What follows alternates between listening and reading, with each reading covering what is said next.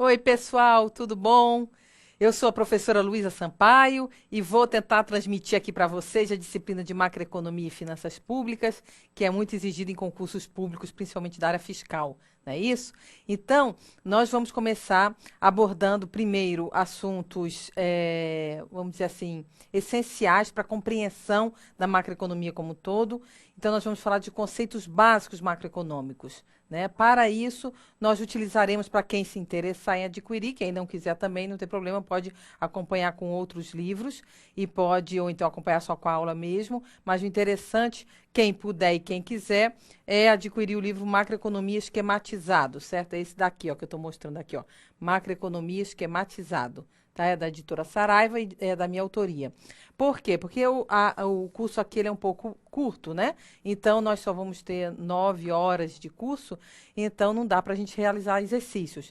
E nós, então, quem tiver interesse, pode adquirir o livro é bem grossinho, né? Tem, ó, 1.150 e tantas páginas, certo? Por quê? Porque tem muitos exercícios, tá? Então, aqui nós temos muitos exercícios e serve, então, para você, depois de assistir a aula, treinar com os exercícios que eu vou dar, tá bom? Os exercícios que tem no livro. Então, vamos lá, vamos começar.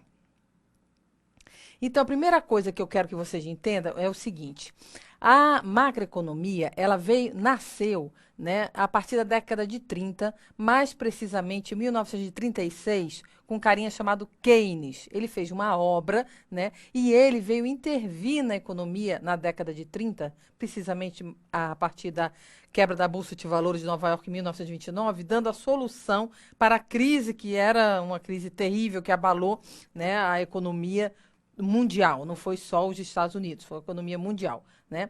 Então, a gente pode dividir a economia em duas etapas. Uma em que foi antes, vamos resumir, antes da década de 30, se você quiser, antes de 1929, tá? E depois de 1929. Então, a partir de 1929, a teoria de Keynes, ela passou a ser acreditada, né? E daí surgiu, então, a macroeconomia, que daqui a pouco eu vou explicar o que ela estuda, tá? Então, qual era a diferença entre os dois modelos? Eu vou colocar aqui, ó. Eu vou colocar aqui os clássicos, né? Quem eram os clássicos? Clássicos, segundo Keynes, foram todos aqueles que antecederam Keynes, aqueles que vieram antes dele, tá bom? Na realidade, quem veio antes dele foram os neoclássicos, tá? Mas como ele chamou todo mundo de clássicos, então nós vamos chamar também todo mundo de clássico, tá bom? Então, qual era a diferença de pensamento? E aqui nós temos a crise de 1930 ou 1929, né? Que foi uma crise caracterizada por muito desemprego e também por superprodução. Ou seja, as empresas tinham produzido e não tinham para quem vender, né? Então, os estoques estavam abarrotados. Isso ia em contramão a toda a linha de pensamento dos clássicos. Por quê? Porque os clássicos eles já acreditavam, né, que tudo aquilo que fosse produzido, ou seja, a oferta do produto, né? Quando eu coloco assim produto, você pode entender como oferta do produto, né? Todo produto, ele gera renda de igual valor. Tudo bem, isso aqui é tautológico, certo? Ou seja, é tido como verdade sempre, isso não muda. Keynes também dizia que todo produto ele gera renda de igual valor. Então, se você produz 1 milhão, você vai gerar uma renda de 1 milhão. Se você produz 2 milhões, você gera uma renda de 2 milhões e assim por diante. Tá certo? Então, o que diferencia é que os clássicos eles já acreditavam que esse produto que está sendo gerado geraria uma renda e essa renda geraria uma demanda. O que é demanda? Demanda é o desejo, a vontade de adquirir bens e serviços, né? Então, geraria uma demanda para a aquisição desses produtos. Ou seja, quanto mais se produzisse, mais renda se geraria e mais demanda se geraria para adquirir esse produto. Então, imagina que você tem uma fábrica que produz, por exemplo, carteiras escolares, tá bom? Então, essas carteiras escolares, elas estão sendo produzidas pela sua fábrica e vão gerar uma renda. E essa renda vai ser capaz, na economia, de comprar essas carteiras. Então, se você produzir 100 carteiras, você vai vender as 100 carteiras. Se você produzir 200 carteiras, você vai vender 200 carteiras. Aí você pode falar, Luísa, mas existia sempre essa coincidência? Poderia ter alguns momentos em que você vendesse um pouquinho menos do que você produziu, mas eles encaravam isso como uma fase, que logo depois, em tempos seguintes, essa produção que estaria estaria, vamos supor, estocada, sairia, fluiria, porque era a tendência. Então, tudo aquilo que se produzisse gerava renda, e essa renda seria capaz de gerar uma demanda para adquirir esses bens e esses serviços que estavam sendo produzidos. Olha que coisa maravilhosa, né? Então, seria o paraíso. Tudo que você produz, imagina, o LFG aqui vai oferecer curso de tudo. Curso de culinária, vai oferecer curso sei lá, imagina qualquer coisa, de corte e costura, coisa que não tem nada a ver com LFG, mas vai oferecer porque vai aparecer quem compre. Isso aí seria mais ou menos uma coisa ilógica. Você fala, ah, Luísa, mas então eles já eram doidos? Não é que eles fossem doidos, certo? É porque nessa época, né, era uma época que a demanda era muito represada. O que significa isso? O que era produzido na economia nunca atendia totalmente o desejo, a vontade das pessoas por bens e serviços, né? Então, o que acontece? Quando lançava alguma coisa, todo mundo corria para ir comprar. A gente pode imaginar hoje, por exemplo, os telefones celulares. Sai um iPhone, né? Sai um Samsung S, não sei o quê. Todo mundo corre para ir comprar. Não é verdade? Porque é novidade. Um joguinho novo de computador, todo mundo corre. Né? Por quê? Porque a demanda está represada. Está todo mundo querendo aquele produto. Tá certo? Então, eles já acreditavam isso. Que todo produto gerava renda de igual valor e essa renda geraria uma demanda suficiente para comprar esses bens e serviços. Então, não existiria estoque, a não ser que fosse por por períodos bem pequenininhos. Tudo bem? Então, vamos agora concluir esse raciocínio. Bem, se tudo que ele produz, ele vende, imagina que tenha uma pessoa desempregada na economia e essa pessoa está procurando trabalho, né? Se a empresa contratar essa pessoa vai produzir e ele vai vender o produto, é ou não é? Lógico, né? Então, o que impediria uma empresa de contratar um funcionário que está procurando trabalho? Nada, certo? Então, para os clássicos, todas as pessoas que estivessem ofertando trabalho, estivessem colocando sua mão de obra à disposição para a produção, essa pessoa seria empregada. Então, para eles existiria o pleno emprego. Olha que coisa interessante, pleno emprego. Você falou assim, ah, Luiz, então quer dizer que todas as pessoas estariam empregadas? Não, todas não, só aquelas que estivessem ofertando trabalho. Porque se tivesse uma pessoa que estivesse em casa, né, descansando, esperando o emprego cair na cabeça dele, esse aí não seria empregado. Mas aquele que está fazendo ficha nas firmas, aquele que está procurando trabalho, está ficando nas filas lá das fábricas para conseguir um trabalho, esse vai ser empregado. Porque nada justificaria uma empresa deixar de contratar uma pessoa se essa pessoa iria produzir e ele ia conseguir vender esse produto, certo? Então, ele defende o pleno emprego, tá bom? Então, duas coisas importantes aqui. É que a oferta de produto geraria sua demanda, certo? Isso aí foi chamado de lei de Say ou lei de Sé. Lei de Say ou lei de Sé. Diz o quê? Toda oferta gera sua própria demanda.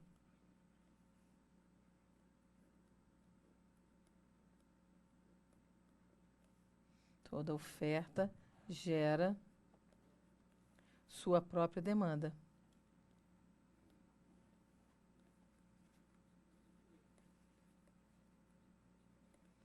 Sua própria demanda.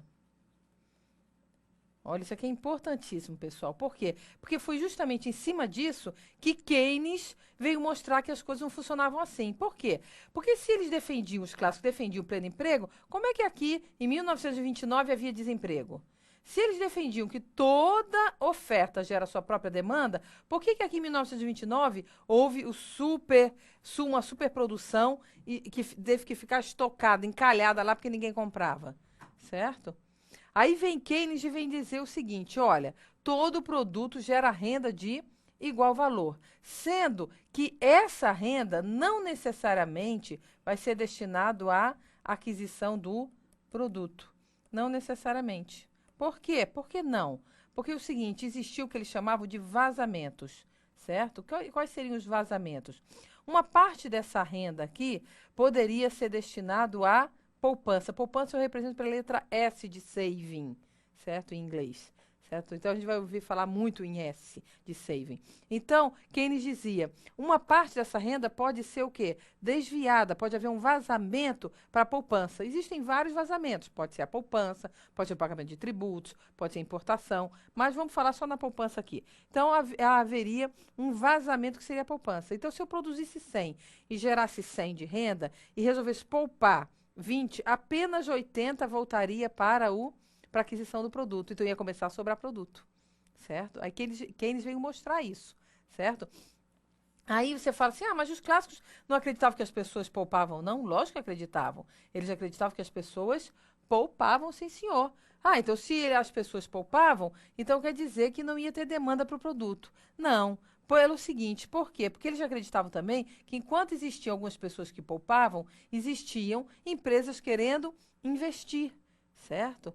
Então, enquanto uns poupavam, outros investiam. Então, essa poupança aqui iria ser transferida para o investimento. E esse investimento entraria como uma demanda, porque quem investe demanda bens e serviços. Se você vai construir uma fábrica, você vai demandar tijolo, cimento, depois máquinas, equipamentos, mão de obra. Você você vai passar a demandar bens e serviços e vai também demandar trabalho.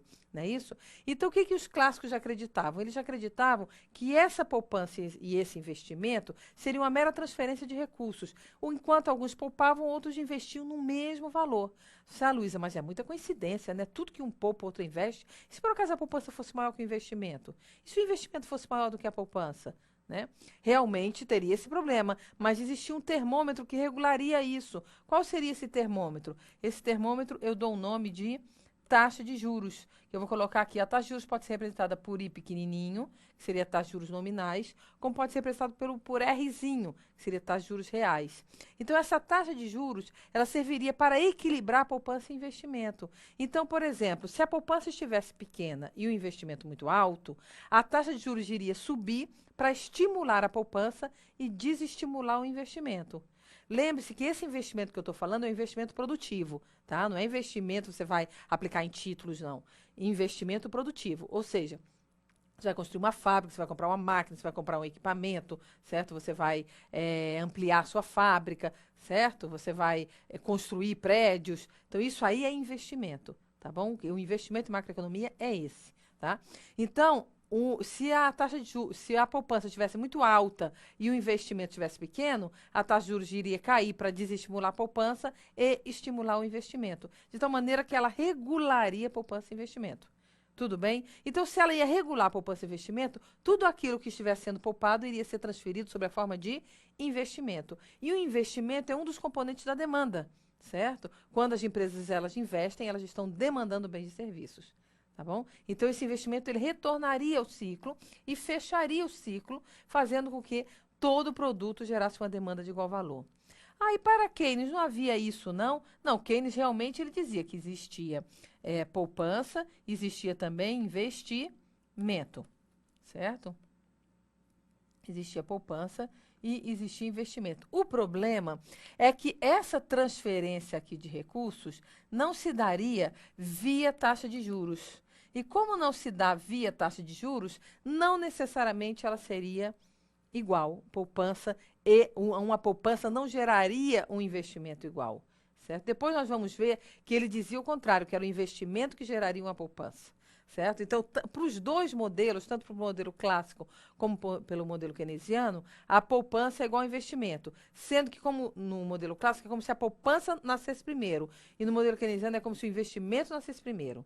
Certo? Então, vamos continuar com o raciocínio. Luiz, então não era essa taxa de juros que iria regular a poupança e investimento? Aí Keynes fala, não, porque a poupança não vai ser função da taxa de juros. Assim como o investimento também não vai ser função da taxa de juros. Como assim, Luísa? Por exemplo, se eu disser assim para você, olha, o Banco do Brasil está oferecendo uma remuneração por um depósito que você faça lá de 10% ao mês. Vai lá e deposita R$ 1 milhão.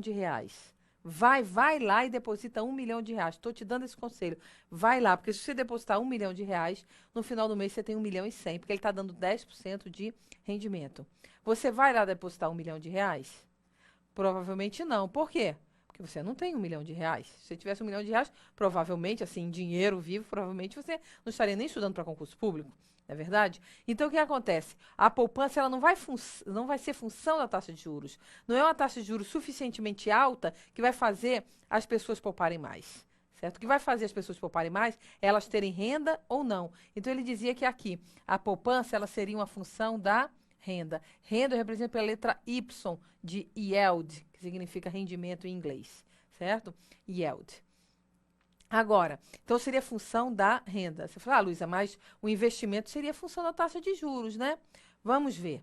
Vamos supor que eu diga para vocês, por que vocês não vão ali no Banco do Brasil e pedem um dinheiro emprestado para montar algum negócio para você? O Banco do Brasil está emprestando a uma taxa de juros de 2% ao ano. Ou seja, você vai pegar um dinheiro, né? E você só vai pagar, né, com 2% ao ano o dinheiro que você vai pegar emprestado. Aí você fala assim: ah, então eu vou pegar esse dinheiro. Não, mas vamos supor que o Banco do Brasil diga: ó, esse dinheiro é para você abrir uma padaria do lado da sua casa, certo? Vamos supor que seja esse o destino. Você vai abrir uma padaria do lado da sua casa. Sendo que, não sei onde é que você mora. Vamos supor que você mora no fim do mundo, que não passe uma alma viva por lá. Você tem uma padaria, vai fazer pão e vai vender para quem esse pão? Não vai vender para ninguém, porque não tem ninguém para vender. Certo? Então, ao final de um ano, o dinheiro que você investiu ali provavelmente não vai te render nem os 2% que você vai precisar para pagar a taxa de juros que você pediu ao banco. Certo? Então, não é a taxa de juros suficientemente baixa que vai fazer o investidor investir. O que vai fazer ele investir é a expectativa que ele vai ter do retorno do seu investimento comparado com a taxa de juros. Certo? A essa expectativa de retorno que ele vai ter, eu chamo de eficiência marginal do capital ou eficiência marginal do investimento, certo? Então, seria o que vai definir aqui o investimento é a eficiência marginal. Eles colocam sempre só com E. Vamos colocar do jeito que eles colocam. Peraí.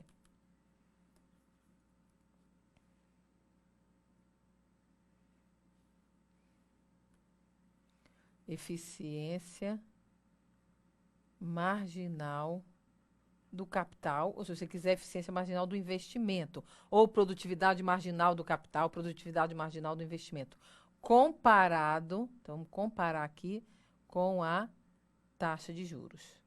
Então, vocês vejam que a poupança vai ser uma função da renda. O investimento vai ser função de uma expectativa. E uma expectativa tanto pode se concretizar, como pode também não se concretizar. Então, por exemplo, você vai abrir um negócio, você fala assim, eu vou abrir um negócio porque isso aqui vai me render muito. Vou vender muito, porque aqui tudo diz, aqui já fiz uma pesquisa de mercado aqui, e tudo diz que se eu abrir um negócio aqui, vai, vento e poupa. Mas você pode ter certeza que vai mesmo? Não, você só pode ter certeza depois de um determinado período. Né? Depois que transcorrer um período, aí você poderá ter essa certeza. Né? Então, você, em cima dessa expectativa, você vai comparar com a taxa de juros. Se a expectativa for maior do que a taxa de juros, aí você investe. Se a expectativa for menor do que a taxa de juros, aí você não investe. Certo? Então, vejam que são coisas diferentes. Então, se são coisas diferentes, pode acontecer do que está sendo poupado não ser transferido imediatamente sobre a forma de investimento. E com isso, né, não ser transferido totalmente aqui para a demanda, né, e essa demanda, então, não ser suficiente para adquirir os bens e os serviços. E foi isso que Keynes tentou mostrar. Keynes falou assim, olha, se você quer produzir muito, primeiro você tem que ter demanda para o seu produto. Não adianta você ficar produzindo aí na doida se não tem quem compre. Primeiro você tem que se certificar de que tem essa demanda. Né? Então, a demanda que você espera ter pelo seu produto é chamada de demanda efetiva. Então, demanda efetiva é uma demanda que está baseada em expectativas. Então, quanto você vai abrir um salão de beleza, quanto você acha que vai entrar de cliente aqui por dia? Você diz, eu acho que vai entrar no mínimo uns 5 clientes por dia. Então, essa é a expectativa de demanda. Né? Então, você tem isso, é chamado de demanda efetiva. Agora, no final de determinado período, você viu, entraram lá 10 pessoas por dia, certo? Então, a demanda agregada, então, a demanda pelos bens e serviços da economia foram de tanto. Então, a concretização da demanda é chamada de demanda agregada. Certo? São coisas diferentes, mas que às vezes vocês poderão ler nos livros e ficar confusos. É mais ou menos a mesma coisa, uma em cima de uma expectativa, outra em cima de algo concreto, tá bom? Mas às vezes eles tratam até como sinônimo, dependendo do que você estiver lendo, tá certo?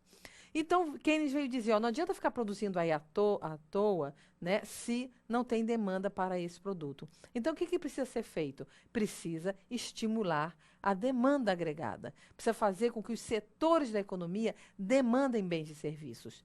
Mas quem eram esses setores da economia? Eram as famílias, eram as empresas, era o governo, eram os países os outros países do mundo. Né? Então, os outros países poderiam demandar o meu bem, o meu serviço, certo? Acontece que essa crise foi uma crise generalizada. E pelo fato de ser generalizada, ela atingiu todos os setores da economia. Então, as famílias elas estavam desempregadas. Como é que você vai dizer para uma família que ela tem que consumir mais se ela não tem nem renda para isso? Né? Como é que você vai dizer para as empresas, para elas também investirem mais, produzirem mais, investirem mais, né? Estimulando a demanda por bens e serviços, as empresas, se elas estavam com seus estoques abarrotados? Então, elas não iam investir se enquanto elas não desabastecessem seus estoques. Como é que você vai dizer para o setor externo, né, que são os outros países do mundo, para adquirirem seu produto, se a crise atingiu eles também? Então, o que Keynes falou? Falou assim, olha, a única solução para estimular a demanda agregada é o governo entrar na economia. Né? Então, ele pregava o quê? A intervenção econômica, intervenção do governo. Então, intervenção do governo. Então, enquanto no modelo clássico eles pregavam o liberalismo econômico, ou como a gente chama de laissez-faire, laissez-passer, né? Quer dizer, deixa fazer, deixa passar, ou seja, o governo ele não tem que intervir em nada no modelo clássico. No modelo clássico, o governo não tem que intervir em nada, não tem que mandar em nada. O governo deve ali ser apenas um provedor de bens e serviços públicos essenciais para a população.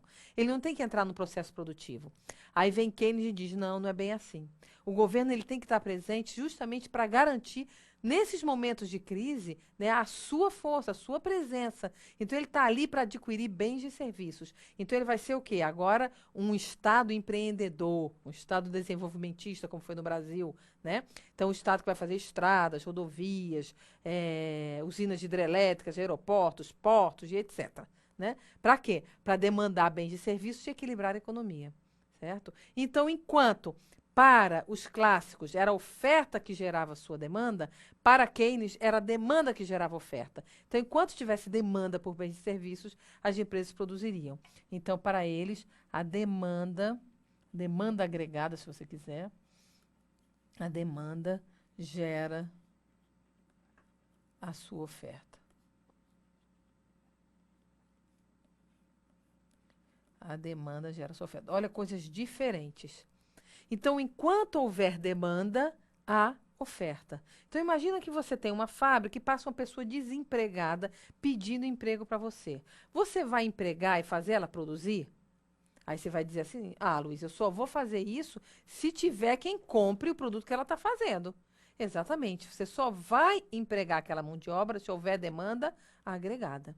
Certo? Então, eu posso dizer que no modelo Keynes já havia o pleno emprego? Não, não posso dizer que havia o pleno emprego. Por quê? Porque o pleno emprego, para que houvesse o pleno emprego, seria o modelo dos clássicos, certo? Que a oferta gerava a sua demanda. Aqui não. Não quer dizer também que não possa haver pleno emprego. Pode até haver pleno emprego, desde que haja demanda suficiente para empregar todo mundo e para essas pessoas produzirem o que essa demanda está querendo. Mas em via de regra, não. Em via de regra, não se pregava o pleno emprego. Então, é um modelo que não prega o pleno emprego, tá certo? Não prega o pleno emprego. Então, quanto é que esse modelo keynesiano vai empregar? Ele vai empregar de acordo com a demanda agregada. Quanto é que ele vai produzir? De acordo com a demanda agregada, certo? Então, Keynes, ele discordou do modelo dos clássicos? Não, ele não discordou. Apenas ele disse o seguinte, olha, os clássicos, eles são, a teoria deles é uma teoria que é verdadeira, mas só no longo prazo. Então, a gente fala que a teoria deles é uma teoria de longo prazo, né? Aí ele até gozava e dizia assim, mas o longo prazo para eles é tão longo que nós já estaremos todos mortos, né? Então, ele quis, né, tirar o sarro da cara dos clássicos. E a teoria de Keynes é uma teoria de curto prazo. Teoria de curto prazo, tá certo? Então, imagina o seguinte, vamos supor que exista uma empresa que produza, uma lanchonete que produz sanduíche. Aí você vai lá e compra o sanduíche custa R$ 5. Certo? Daqui a pouco seu amigo vai lá e compra também o sanduíche, e o sanduíche vai custar R$ 5. E assim as pessoas vão indo na lanchonete e o sanduíche vai custar R$ 5. Mas à medida que a freguesia aumenta muito, o dono da lanchonete, ele não consegue ampliar muito a lanchonete. Enquanto ele conseguir ampliar a lanchonete, contratar mão de obra, contratar máquinas, equipamentos, comprar para a sua lanchonete, né, ele vai mantendo o preço de R$ 5. Mas a partir do momento em que ele não consegue mais manter esses preços fixos, né? Não, a partir do momento em que ele não consegue mais ampliar sua lanchonete, contratar mais pessoas porque não cabe, não tem espaço físico, né? Comprar equipamentos, máquinas, matéria-prima, quando ele não conseguir mais, aí o jeito para ele poder atender a clientela dele é subir o preço dessa mercadoria. Por quê? Porque a clientela está vindo, está vindo, está vindo. Aí ele começa a aumentar o preço da mercadoria para selecionar a clientela dele.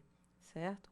Mas vai chegar um certo ponto, né, que a clientela vai continuar chegando, e ele, como ele não consegue mais aumentar a produção, ele tem um limite, né? Vamos supor que ele conseguisse produzir 10.000 sanduíches por dia. Quando chegou nos 10.000 sanduíches por dia, ele não conseguia produzir mais nenhum. Então, a única maneira de selecionar a sua clientela é elevando o preço do produto. Estão entendendo? Imagina que você tem uma lanchonete, não é assim que você faz? Conforme vão vindo as pessoas, você vai fazendo sanduíche e vai vendendo. Conforme vai aumentando a quantidade de pessoas e você vai sobrecarregando seus funcionários, tendo que pagar hora extra para eles, né? Tendo que comprar máquinas de última hora, aí você não tem tempo nem de pechinchar e compra uma máquina mais cara. Então, na medida em que você vai aumentando a sua clientela, você automaticamente vai repassando esses custos extras que você tem para o preço da mercadoria. Mas vai chegar um certo ponto que, mesmo aumentando as pessoas interessadas no seu sanduíche, você não vai conseguir vender mais do que aquela quantidade. Você não consegue, porque você não tem nem espaço físico para colocar os funcionários, para colocar as máquinas. Então, você tem um limite de produção. Então, a única maneira de você selecionar os seus clientes vai ser através do preço, você elevando o preço, certo? Então, a gente define o curto prazo, o tempo suficiente para que o preço da mercadoria ele fique fixo. Então, imagina que você tivesse aqui a quantidade e aqui o preço, certo? E as empresas iriam fornecer uma determinada quantidade a um determinado preço. Então, esse preço ele não vai mudar, vai ser sempre o mesmo. Então, aqui eu teria a curva de oferta de curto prazo. Curva de oferta de curto prazo. Então, o que é curto prazo na macroeconomia? É o tempo suficiente para que os preços sejam fixos, certo? Que os preços sejam rígidos, digamos assim, que os preços sejam rígidos, certo? E o que nós estamos vendo aqui? Nós estamos vendo que, se aumentar a quantidade de sanduíche que ele vai vender, ó, vai aumentar. Estava aqui, aí aumentou para cá, aí aumentou para cá, aí aumentou para cá. Quer dizer, quanto mais pessoas estão comprando esse sanduíche, ele vai vender mais em quantidade, mas o preço é o mesmo, né? Mas vai chegar um certo ponto que, para ele ir selecionando a clientela dele, ele vai até ofertar uma quantidade maior. Uma quantidade maior. Acontece que vai ter que também elevar o preço, porque seus custos de produção vão estar aumentando, certo? Vai ter que pagar hora extra para o funcionário e etc. Deixa eu mudar aqui a cor. Essa cor, às vezes, ela cisma e não muda. Então, vou mudar para outra. Mudou. Então, o que acontece? Vamos supor que agora ele está vendendo esta quantidade, mas vejam bem que o preço está subindo. Aqui eu podia dizer que era médio prazo, mas muitos autores incluem isso aqui também como curto prazo, porque os preços, apesar de subir, mas não sobem tanto. Eles são rígidos, eles não sobem tanto quanto deveriam subir. Agora, no modelo clássico,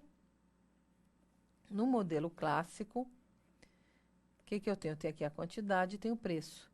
Vai chegar um certo ponto que ele só consegue ofertar esta quantidade de produto. Não consegue ofertar mais sanduíches, digamos assim. Então, o que acontece? A curva de oferta vai ser vertical, certo? Então, ele só oferta essa quantidade. Para ele selecionar os clientes, o que ele vai fazer? Vai apenas subir o preço. Então, como é que eu defino longo prazo em macroeconomia? Longo prazo é o tempo suficiente para que os preços sejam flexíveis, certo? Então, você vai imaginar isso.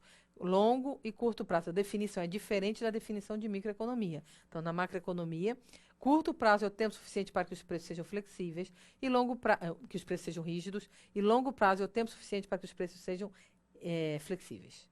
Tá certo? Se eu juntar essas três curvas aqui, olha, eu vou representar aqui rapidinho, acabou aqui o tempo, mas vou só representar aqui, depois na próxima aula eu explico. Eu vou colocar aqui a quantidade, aqui o preço, né? Aí vou colocar